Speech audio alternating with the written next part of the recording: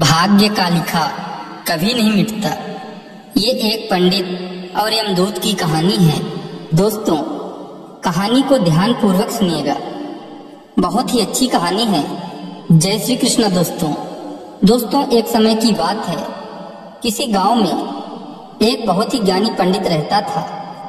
एक दिन वह अपने बचपन के मित्र से मिलने के लिए दूसरे गांव जा रहा था। वह मित्र बचपन से ही गूंगा व एक पैर से अपाहिज था। मित्र का गांव काफी दूर था। रास्ते में और भी कई छोटे छोटे गांव पड़ते थे। पंडित अपने धुन में चला ही जा रहा था कि रास्ते में उसे एक और आदमी मिल गया। वह भी पंडित के साथ साथ चलने लगा। पंडित ने सोचा, चलो अच्छा ही हुआ, साथ साथ चलने से सफर जल्दी कट जाएगा।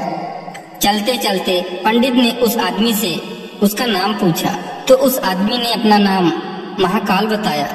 पंडित को यह नाम थोड़ा अजीब सा लगा, पर पंडित ने नाम के विषय में कुछ और पूछना उचित नहीं समझा। दोनों धीरे धीरे साथ में चल ही रहे थे। तभी रास्ते में एक गांव आया तो महाकाल ने पंडित से कहा, तुम आगे चलो, मुझे इस गांव में एक संदेशा देना है, मैं तुमसे आगे मिलता हूँ। पंडित ने कहा ठीक है और आगे की ओर चल दिया। तभी ही गांव में खबर फैली कि एक व्यक्ति को भैंसे ने मार दिया है। जैसे ही भैंसे ने उस व्यक्ति को मारा, ठीक थोड़ी ही देर में महाकाल आ गया। फिर चलते चलते दोनों एक दूसरे गांव के बाहर पहुंचते हैं, जहां पर एक छोटा सा मंदिर बना था। ठहरने की व्यवस्था भी अच्छी लग रही थी। पंडित के मित्र का भी गांव वहां से दूर था और रात्रि भी होने वाली थी। तो पंडित ने कहा, रात्रि होने वाली है, पूरा दिन चलते चलते थकान भी लग रही है और भूख भी लगी है, तो यहीं भोजन करके आराम कर लेते हैं, सुबह आराम से आगे का सफर करेंगे। महाकाल ने कहा ठीक है, मुझे इस गांव में किसी को कुछ जरूरी सामान देना है, तुम खाना खा लो और आराम करो, मैं बाद में आके खा लूंगा।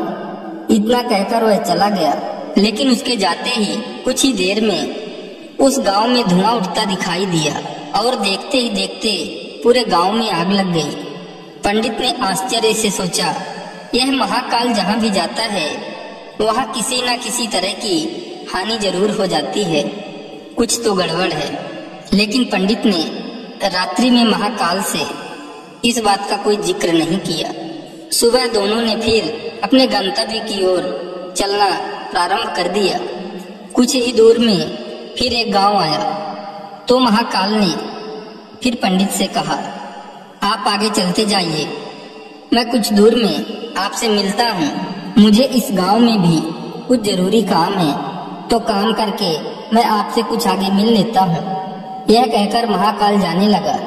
लेकिन इस बार पंडित आगे नहीं बढ़ा, बल्कि वहीं खड़ा होकर महाकाल को देखता रहा कि अब वह कहाँ जाता है और क्या करता है। तभी लोगों की आवाजें सुनाई देने लगी कि किसी व्यक्ति को सांप ने काट लिया है और वह मर गया है। ठीक उसी समय महाकाल फिर से उस पंडित के पास पहुंच गया। लेकिन इस बार पंडित को सहन नहीं हुआ। उसने महाकाल से पूछ ही लिया कि तुम जिस गांव में जाते हो वहां कोई न कोई नुकसान जरूर हो जाता है, क्या तुम मुझे बता सकते हो, ऐसा क्यों होता है? तो महाकाल ने जवाब दिया, पंडित जी, आप तो मुझे बहुत बड़े ज्ञानी मालूम पड़े थे, इसीलिए मैं आपके साथ चलने लगा था, क्योंकि ज्ञानियों का संग बहुत अच्छा होता है। परंतु आप अभी तक समझ नहीं पाए मैं कौन हूँ। पंडित ने कहा, मैं समझ गया हूँ, लेकिन मुझे कुछ शंका है। अगर आप ही अपना उपयुक्त परिचय दे दें तो मुझे आसानी होगी। तो महाकाल ने जवाब दिया, मैं यमदूत हूँ और यमराज की आज्ञा से उन लोगों के प्राण हरण करता हूँ जिनकी आयु पूर्ण हो चुकी है। हालांकि पंडित को पहले से ही इस बात की शंका थी, फिर भी महाकाल के मुंह से यह सुनकर पंडित घबरा गया। लेकिन फिर से हिम्मत करके पूछा, अगर ऐसी बात है और तुम सचमुच ही यमदूत हो तो बताओ अगली मृत्यु किसकी है? यमदूत ने जवाब दिया, अगली मृत्यु तुम्हारे उसी मित्र की है जिससे तुम मिलने जा रहे हो और उसकी मृत्यु का कारण भी तुम ही बनोगे। यह बात सुनकर पंडित सहम सा गया और सोच में पड़ गया कि वास्तव में यदि यह महाकाल यमदूत हुआ तो उसकी बात भी सही होगी और उसके कारण मेरे बचपन के सबसे घनिष्ठ मित्र की मृत्यु हो जाएगी। इसलिए अच्छा यही होगा कि मैं अपने मित्र से मिलने ही न जाऊं। कम से कम मैं तो उसकी मृत्यु का कारण नहीं बनूंगा। महाकाल ने कहा, तुम जो सोच रहे हो वह सब मुझे पता है, मगर तुम्हारे अपने मित्र से मिलने न जाने से नियति नहीं बदल जाएगी। तुम्हारे मित्र की मृत्यु निश्चित है और वह अगले कुछ ही क्षणों में घटित होने वाली है। महाकाल के मुंह से ऐसी बातें सुनकर पंडित को झटका सा लगा, क्योंकि महाकाल ने उसके मन की बात जान ली थी, जो एक साधारण व्यक्ति के लिए संभव नहीं है। अब पंडित को विश्वास हो गया कि यह महाकाल सचमुच में ही यमदूत है, इसलिए वह मित्र के मृत्यु का कारण न बने। इस कारण वह पीछे की ओर मुड़ा और अपने गांव की ओर जाने लगा। परंतु जैसे ही पंडित मुड़ा, उसका मित्र तेजी से उसकी ओर आता दिखाई दिया, जो पंडित को देखकर अत्यंत प्रसन्न दिख रहा था। अपने मित्र के आने की गति को देखकर पंडित को ऐसा लगा जैसे कि उसका मित्र काफी समय से उसके पीछे ही आ रहा है, लेकिन वह बचपन से ही गूंगा था और पैर से अपाहिज था, इसलिए न तो पंडित तक पहुंच पा रहा था और न ही पंडित को आवाज देकर रोक पा रहा था। लेकिन जैसे ही वह पंडित के पास पहुंचा, अचानक उसकी मृत्यु हो गई। पंडित हक्का बक्का होकर महाकाल की ओर देखने लगा, जैसे कि वह पूछना चाह रहा हो कि आखिर क्या हुआ। महाकाल ने पंडित के मन की बात समझ गया और बोला, तुम्हारा मित्र पिछले गांव से ही पीछे पीछे आ रहा था, लेकिन वह अपाहिज और गूंगा होने की वजह से तुम तक नहीं पहुंच सका। उसने अपनी संपूर्ण ताकत लगाकर तुम तक पहुंचने की कोशिश की, लेकिन बुढ़ापे में बचपन जैसी ताकत नहीं होती, इसलिए हृदयाघात के कारण तुम्हारे मित्र की मृत्यु हो गई। क्योंकि तुमसे मिलने के लिए वह अपनी सीमाओं को लांघते हुए तुमसे मिलने के लिए पीछे पीछे भाग रहा था, इसलिए अपने मित्र के मृत्यु का कारण तुम ही बने। अब पंडित को विश्वास हो चुका था कि सचमुच में महाकाल एक यमदूत है और उसका कार्य जीवों के प्राण हरना है। पंडित एक ज्ञानी व्यक्ति था, इसलिए यह भी जानता था कि मृत्यु पर किसी का बस नहीं चलता। सभी जीवों को एक न एक दिन तो मरना ही है। यही सोचकर उसने अपने आप को संभाल लिया, लेकिन अचानक पंडित के मन में स्वयं की मृत्यु के बारे में जानने की इच्छा हुई। इसलिए उसने महाकाल से कहा, जब मृत्यु मेरे मित्र की होनी थी तो तुम शुरू से ही मेरे साथ क्यों चल रहे थे? महाकाल ने जवाब दिया, मैं तो सभी के साथ चलता हूँ और हर क्षण चलता रहता हूँ, किंतु लोग पहचान नहीं पाते, क्योंकि लोगों के पास अपनी समस्याओं के अलावा किसी और व्यक्ति, वस्तु या घटना के संदर्भ में सोचने व उसे देखने समझने का समय ही नहीं होता। तो पंडित ने कहा, क्या तुम बता सकते हो मेरी मृत्यु कब और कैसे होगी? तो महाकाल ने कहा, हालांकि किसी सामान्य जीव को यह जानना उपयुक्त नहीं है, क्योंकि कोई भी जीव अपनी मृत्यु के बारे में जानकर दुखी ही होता है, लेकिन तुम ज्ञानी व्यक्ति प्रतीत होते हो और अपने मित्र की मृत्यु को जितनी आसानी से सहन कर लिया है, उसे देखकर लगता है तुम अपनी मृत्यु के बारे में जानकर भी दुखी नहीं होगे। तो तुम्हारी मृत्यु आज से ठीक 6 महीने बाद आज के ही दिन किसी दूसरे राज्य में फांसी लगने से होगी। और सबसे आश्चर्य की बात यह होगी कि तुम स्वयं खुशी से फांसी को स्वीकार कर लोगे। इतना कहकर महाकाल जाने लगा, क्योंकि महाकाल के पास पंडित के साथ चलते रहने का अब कोई कारण नहीं था। पंडित भी अपने मित्र की यथाशक्ति कर्मकांड करके अपने गांव चला गया, लेकिन कोई व्यक्ति कितना भी ज्ञानी क्यों न हो, अपने मृत्यु की बात जानकर व्यथित तो होता ही है और मृत्यु से बचने के लिए कुछ न कुछ करता ही है। सो पंडित ने भी किया, क्योंकि पंडित विद्वान था, इसलिए उसकी ख्याति उसके राज्य के राजा तक थी। तो पंडित ने सोचा, राजा के पास तो कई ज्ञानी मंत्री होते हैं, तो मेरी मृत्यु से संबंधित समस्या का कोई न कोई हल निकाल ही लेंगे। तो पंडित यह सोचते हुए राज दरबार में पहुंच जाता है और राजा को सारा वृत्तांत सुनाया। राजा ने अपने मंत्रियों को बात बताई और उनसे सलाह मांगी। अंत में सभी ने विचार विमर्श करके कहा, अगर पंडित की बात सही है तो उसकी मृत्यु भी 6 महीने के बाद ही होगी, लेकिन मृत्यु तब होगी जब वह किसी दूसरे राज्य में जाएगा। यदि वह दूसरे राज्य में जाए ही ना तो मृत्यु ही नहीं होगी। मंत्रियों का यह सलाह राजा को भी उपयुक्त लगी। तो पंडित के रहने की व्यवस्था महल में कर दी गई और राजा के आदेश के बिना उस पंडित से किसी को भी मिलने नहीं दिया जाता था। लेकिन पंडित कहीं भी आ जा सकता था ताकि यह ना लगे कि वह राजा की कैद में है।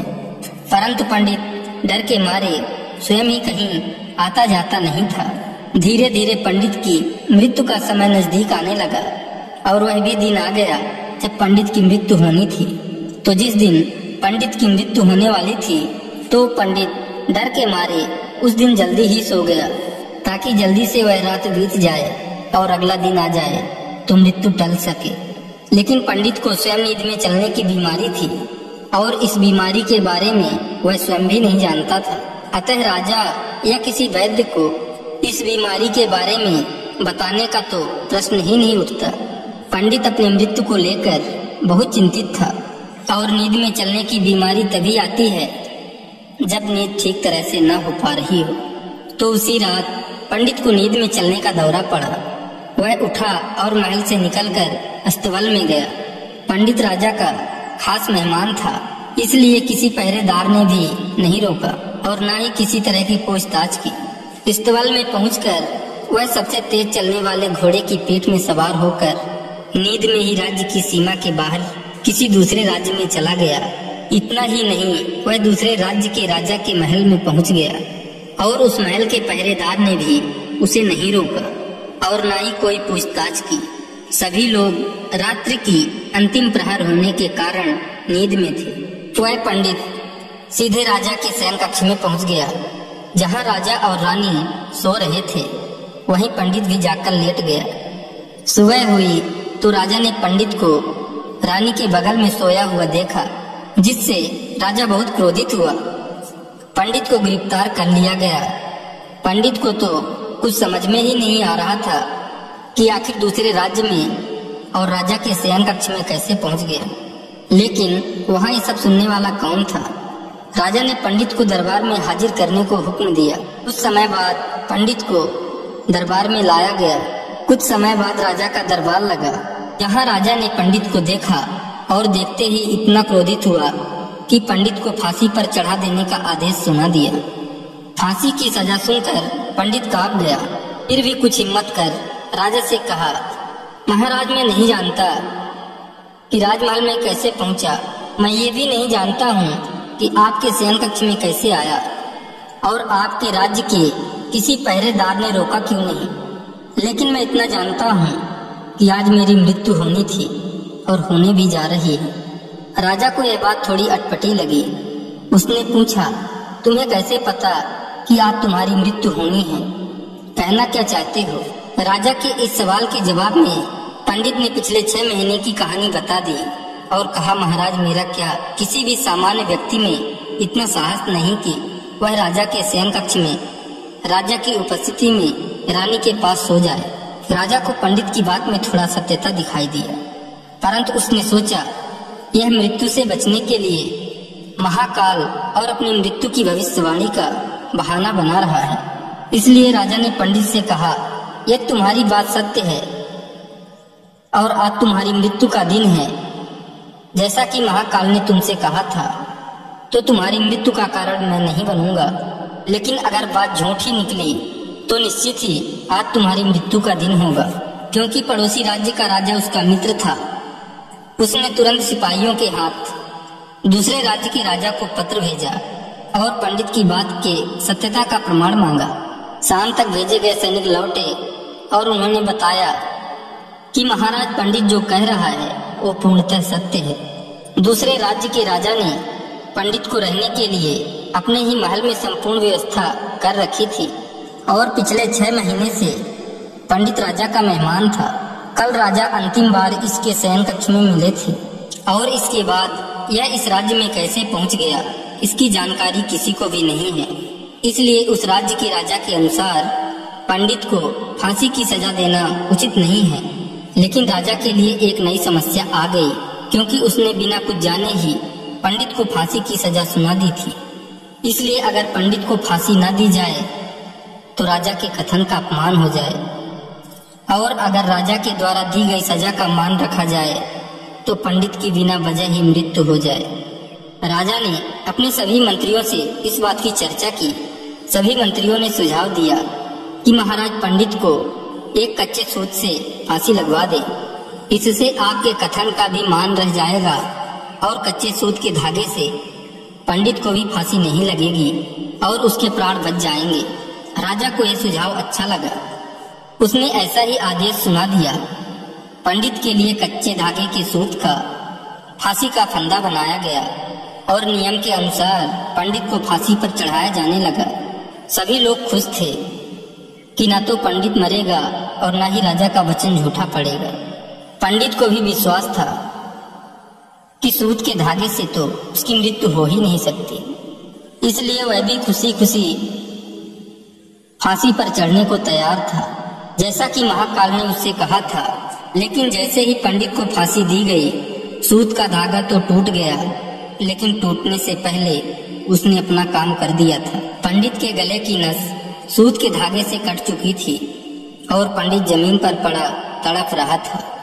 हर धड़कन के साथ उसके गले से खून की फुहार निकल रही थी और देखते ही देखते पंडित का शरीर पूरी तरह से शांत हो गया। सभी लोग आश्चर्यचकित थे, पंडित को मरते देख रहे थे।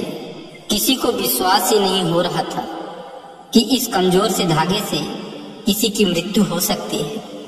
लेकिन घटना घट चुकी थी। नियति ने अपना काम कर दिया था। जो होना होता है वो होकर ही रहता है।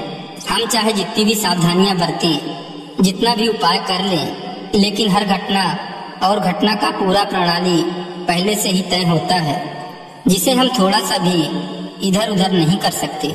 इसलिए ईश्वर ने हमें भविष्य जानने की क्षमता नहीं दी है, ताकि हम अपने जीवन को ज्यादा बेहतर तरीके से जी सके।